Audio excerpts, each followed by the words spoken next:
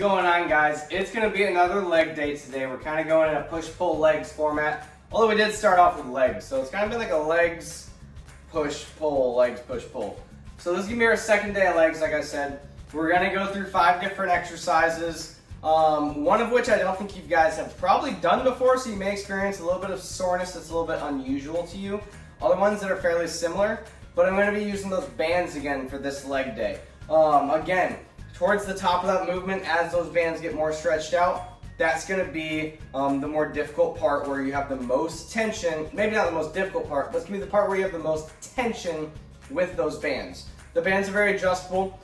They're very cost effective, so if you guys don't have bands, I would highly suggest investing in bands, especially right now, because one set of dumbbells can run you anywhere from $15, maybe $10 up to $100, depending on the brand, the quality, things like that. But bands are always pretty cheap.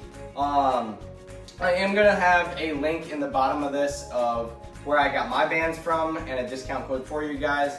But I'm gonna run through these. So the first one's gonna be banded squats. Very typical, which I'll show you the setup for the band, doing banded squats. The next one's going into heels raised. This one's gonna target a little bit more of the quads. The third exercise is gonna be calf raises. I'm gonna walk you through this on how to better, instead of just cranking them out, acting crazy. I'm gonna walk you through on getting better engagement in those calves to target those calves a little better. Toe raises, so just the exact opposite, lifting up the toes. This is the one that's probably not done very frequently, but when you experience soreness right here along this tibialis anterior, that's that muscle that runs right along the shin. Once you experience soreness there, you know you worked it, because every single step you feel it. So we want to make sure that we get that strengthened up. Another thing that's going to be very good at helping with is preventing shin splints. I struggled with shin splints when I was in high school, when I was a track runner. They are not comfortable, especially when you have to run a lot. A lot of people that want to get into running, they experience that, or are runners, they experience that, are hikers or things like that. So I'm going to show you an exercise to help strengthen that muscle up to make sure it stays strong along with your calves. And then the last one being lunges. Lunges, I'm going to walk through a few different variations of form on how you can feel that a little better. Sorry, hope saw somebody outside, I guess. We'll get into it. I want to start with showing you my gym, my at-home. All right, we got her quieted down. But I'm going to start with showing you my at-home gym here in a second. All right, guys, here is my at-home gym. I'm fortunate enough to have 5s, 10s, and 15-pound dumbbells. Again, those aren't cheap. That's why I don't have 5s up until 100s. They take up a lot of space and they're not cheap. Whereas if you see these bands over here, these don't take up very much space at all. I got this band right here. This I keep in my gym bag, so I keep it in a little Ziploc baggie to help it not take up so much space and be so crazy in my gym bag. So we took that out for right now. These ones stay inside here. We have a 33-pound solid plate. That's what I'm going to use for my raising my heels for one of the sets of squats. We have these that can slide on the ground. You can do a lot of ab exercises with those. You can use your hands or feet on those. We have another 10-pound plate right here. We have an adjustable kettlebell. Anytime that you can adjust the weights on anything, that's great. Just slide this over, and now we can pull these out in 3-pound increments. So that goes up to 20 pounds. But for the most part, I'm going to be using these bands over here for today's workout. All right, so I'm starting out with those squats, set of 15 to start. I am using my blue band. It's a little bit thicker, has a little bit more resistance because I'm working the strongest muscles in my body. Your legs are the strongest muscles per pound in your body as far as exercise goes. But we're starting out with those normal squats. I did bring this over here already. And if you haven't noticed, I switched into shoes. So since I'm stepping on these, the middle of my foot is rounded with that arch. So this is going to provide that flat surface to make sure this stays in contact with the ground, especially once my heels are raised right here. This is also going to provide a little bit more grip for this band. So that's why I switched into shoes. But anytime that you're working legs, it's highly recommended that you either do barefoot or that you work out in flat-soled shoes that are hard. So that's why you see a lot of the lifters using Chucks and things like that. Or you see a lot of lifters using shoes like Nobles. I have some Nobles too. but you see a lot of those types of shoes, whereas you see a lot more, not very many advanced lifters wearing like running type shoes. I did those for a long time. Running shoes have different points in the sole, so they're good for impact from running. So there's different spots that are soft. You don't want that when you're doing a squat. You're not impacting anything when you're doing a squat, or if you are impacting something, you shouldn't be. You're staying in contact with the ground, your feet aren't moving. So flat-soled shoes when you're training legs is best.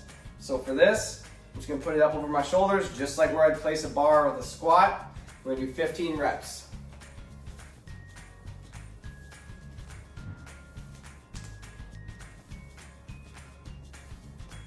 I'm gonna turn to the side too so you guys can see. As I do this, I'm keeping my core tight. I'm pushing my butt back as if I'm sitting down into a chair. I'm going back up.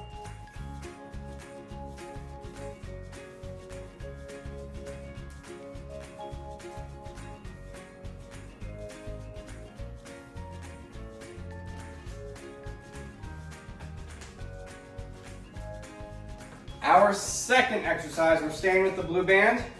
We're just gonna do those squats with the heels raised.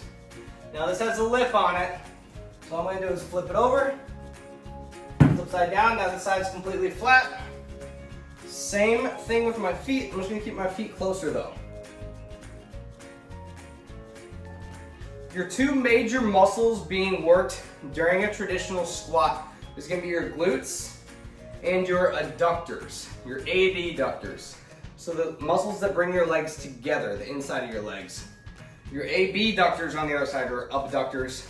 The reason you hear people say abductors and adductors is a little bit more distinguishable because abductors and adductors, probably on that video play right there, you probably didn't realize which one I was saying in which order. So abductors and adductors helps distinguish.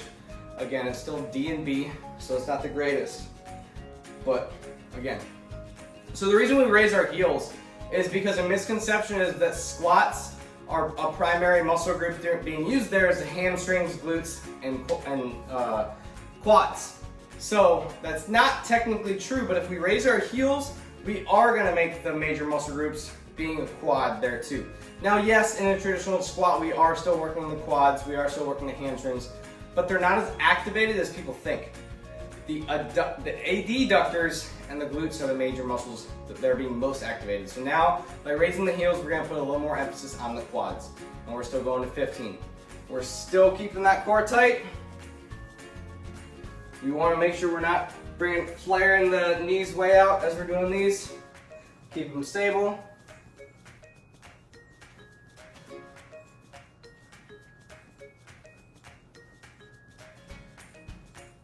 Good. All right, now also, when you're doing an exercise with the heels raised, you're not stretching those calves out as much. You're keeping those calves a little bit straighter as we're doing it. So you're gonna notice that because of that, you can probably go down a lot farther. And that's a good thing. Use that extra range of motion. That's only gonna help you burn more calories, work out the muscles and increase range of motion, so you can put on more muscle and burn more fat. Now another thing is that a lot of times here, your knees can't go, I'll stand right here, that your knees can't go in front of your toes. In a traditional squat, mine don't. A lot of my female clients though, I do have their knees go in front of their toes because their feet are shorter and their legs are longer. Women's feet are typically smaller, even though their legs might not be shorter. So it's gonna be more frequent or more common that you're gonna see a female's knees go in front of their toes versus a male's. It's not bad, however. You need to look at overall body position. And there's a lot of variables depending on torso length, leg length, things like that. All right, exercise number 3 are calf raises. So I'm gonna do these facing you. I'm gonna do these to the side and to the back so you can see all 3 different angles. Even though it's smaller and you don't really think you need it, there's gonna be tips I can give at each one. So I'm gonna also use that 35-pound plate. That's the thickest exercise thing that I have right here. So I can get better range of motion, get my heels dipped down lower. If you notice when I come up, I kind of hold it at the top for a little bit. I really squeeze my calves at the top. Now we're going to 20 reps on this too. I'm probably gonna lose count talking to you, but I'll keep demonstrating as I'm talking through this exercise. So we're coming up, squeezing, going back down. Up, squeeze, go back down. Here's a side view. Coming up, squeeze, back down. Up, squeeze, back down. Now you can angle your feet differently, angle your toes out. That's gonna work more your outer calf. Angle your toes in, gonna work more your inner calf. Basically, wherever your toes are pointed, that's the head of the calf that we're exercising the most. For most people, just keep your feet straight. That'll be best. But we're going up, flex those calves. We don't want to see just cranking them out. When you're cranking them out, it doesn't matter if you use very heavy weight. I can go very, very heavy when I'm just cranking them out, but I'm not getting as effective workout as if I just took a lot of weight off. Probably about half the weight is what I usually do. And I focus on that flexion. So up, the concentric part of the movement. That top part right there, that's the concentric part of the movement. That's a really good part for this. Now you don't need to stop up there, but I like to stop up there for the first couple reps. I have the most ATP built up, so the most energy to use for that, as well as I can flex my bicep very, very well, but my calves, I don't flex as much. So those first 3-4 reps, I'm getting a lot out of that right there as far as just retraining myself to get that flex at the top on the concentric part. And then I start going through and then I don't need to pause. So now, as I'm finishing the set out, I'm going squeeze, squeeze, squeeze. And you don't really see me pausing at the top as much because I got that contraction, that mind muscle connection back down, and I'm good to go. So, the opposite of those calf raises is our toe raises. These are arguably just as important as the calf raises.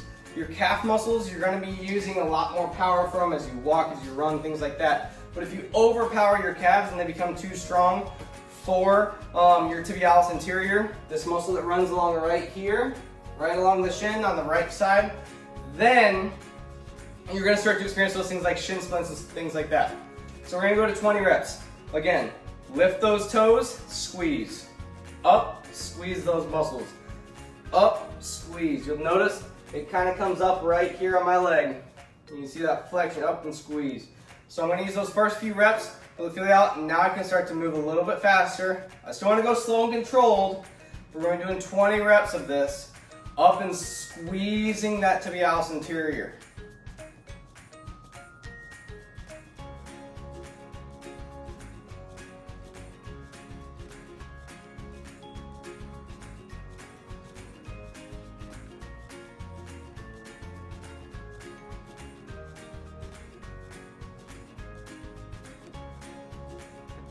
Now again, this may be sore tomorrow, and the tibialis anterior of all the muscles is one of my least favorite to be sore.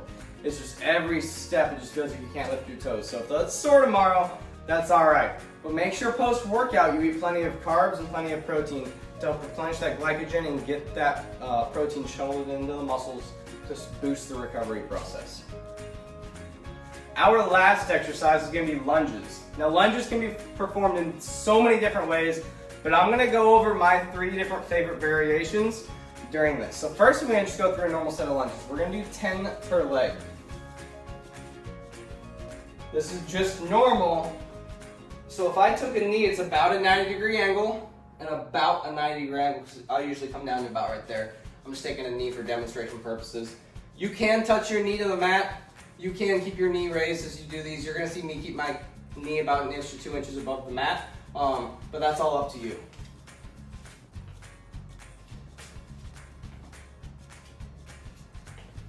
You want to drive up through your heel. So as you're noticing me, as I come back with my front heel, I'm keeping as much weight as I can right here.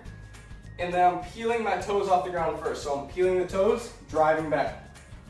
What you don't want to see is lifting the heel and pushing with the toes. You don't want to see that. And then the last thing that you want to focus on is make sure your knees in this one are behind your toes.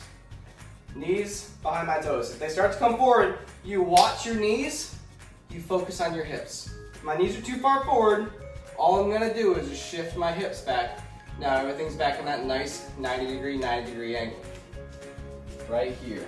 Most people, what they do is they continue to ride forward. That happens, their heel comes up, so you need to plant that heel back on the ground, shift the hips back, and we're good to go. All right, My variations for this one are gonna be one, to help target the glutes. If you wanna target the glutes and hamstrings, all you're gonna do is lean forward. Your hips stay the same. That's the most difficult concept for people to get. So in the lunges I was doing before, my shoulders are relatively above my hips. That's gonna focus on the overall legs, quads, hamstrings, and glutes. If I wanna focus on the glutes and the hamstrings, keep my hips in place, just gonna lean forward. So now what it's gonna look like is this. Driving, I'm just leaning forward as I do these. And you'll probably instantly realize you feel it more in your glutes. The next one, if you want to feel a little more in your quads, is close stance lunges. This one, your knees are going to have a temptation to want to go over the knee or over the toes. That's fine to an extent, but you don't want it to be too much.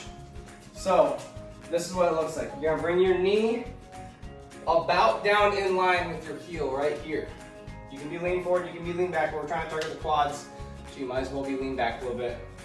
It's going to look like this. Just going to take a shallower step. If you're doing these moving down a turf or moving down the sidewalk or something, it's going to be a lot more that you're going to get in a shorter period of time, shorter distance. Those are my three favorite though. The standard ones kind of targeting the legs all over. The ones where we're leaning forward, you're going to be targeting more the hamstrings than the glutes. And then the ones where you are doing more of a close stance, that's going to be targeting more of the quads. All three are going to target all three areas. It's just putting an emphasis on different parts of those. So with this workout, I want you to hit 5 total rounds each exercise and only take your breaks at the end of a full round. If you have more weights available, you can add more resistance, things like that. You can do about 4 sets or 5 sets and take a minute break between each round because you have that heavier weight to work with. So try this out. Let me know how it goes and comment down below what workouts you want to see next. If you want me to break down a specific exercise or a specific muscle group on exercises that are good for that muscle group. If you want me to interview somebody, if you want me to try and make a connection with somebody, bring them on to this channel and talk to them about their expertise, whatever it may be, in the fitness related field, please comment them down below too. If this video helped you, if you did this workout and you took this free advice, I ask you that you pay me back in one way, and that one way is that you like, subscribe, and share this with somebody else that could benefit from this so that we can get the word out, we can get more people with the resources they need to be educated when they're exercising, to stay safe so they avoid injury, perform exercises properly so they reach their results as quickly as possible.